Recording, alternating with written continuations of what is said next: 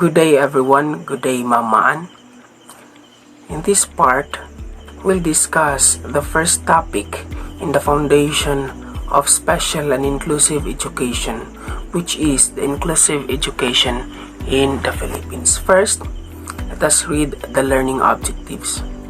At the end of this lesson, students will be able to demonstrate an appreciation for the value of inclusive education in promoting equity, access, and acceptance for all learners, including students with disabilities and those from marginalized groups.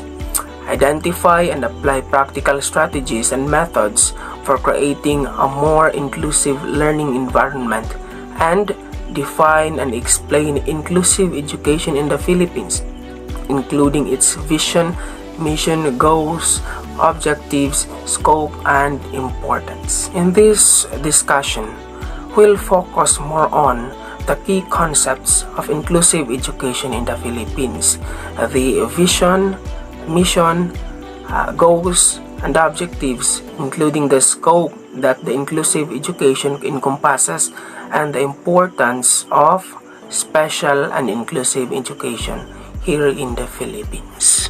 Okay, so inclusive education in the Philippines. Inclusive education defined by the following. In Republic Act number 11650, also known as Instituting a Policy of Inclusion and Service for Learners with Disabilities in Support of Inclusive Education Act, Section 4D, defines the inclusive education as a process in addressing diverse learner needs to ensure full participation and achievement through accommodations, modifications, adaptations, and individualized content, approaches, and structures and strategies. Inclusive education also involves equitable opportunities for learners with disabilities to receive educational service.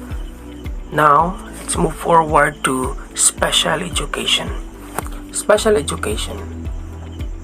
It is the practice of educating students with special educational needs in a way that addresses their individual differences and needs. So this process involves the individually planned and systematically monitored arrangement of teaching procedures, adapted equipment, or material and access settings that is needed.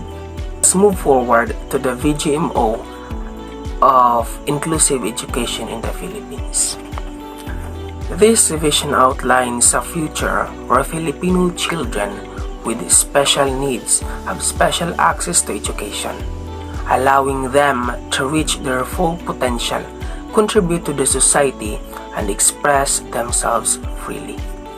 The mission of inclusive education in the Philippines aims to empower all children, regardless of their differences, to thrive in society by providing them with the skills and values necessary to participate fully in all aspects of life.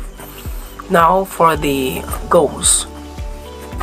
The main goal of the inclusive education in the Philippines is to give students with disabilities special education programs, especially in the Department of Education all over the country, is to provide children with special needs appropriate educational services within the mainstream of basic education. So, the main objectives also in the inclusive education is to provide a flexible, individualized support system for the children and youth with special needs. And also, according to the Republic Act number 11650 in Section 3A, the law aims to provide learners with disabilities free and appropriate public early and basic education and support and related services based on their needs. So that is the objectives of the inclusive education according to the Republic Act number 11650 in section 3A. Now, let us move forward to the scope where the inclusive education in the Philippines encompasses. So, the scopes are: inclusive education in the Philippines encompasses those children with disabilities, whether it is mentally or physically, the children from marginalized group, gifted and talented children. It all applies in all education levels and extends beyond formal education. Next is the importance of special and inclusive education in the Philippines. First, helps all students reach their full potential. Second, it creates a culture of acceptance and understanding. Third, it builds friendships and bonds between classmates. Fourth, prepares students for life after school. And fifth, benefits the whole school community. Yes, it will benefit the whole school community. Sixth, increased self-esteem and confidence among students. Improve social skills among students and improve academic outcomes.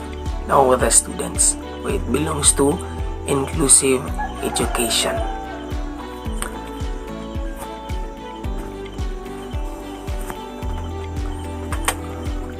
In conclusion, the ultimate goal of inclusive and special education in the Philippines is to create a more inclusive and equitable society where all individuals, including those with disabilities from marginalized group, can thrive and access education.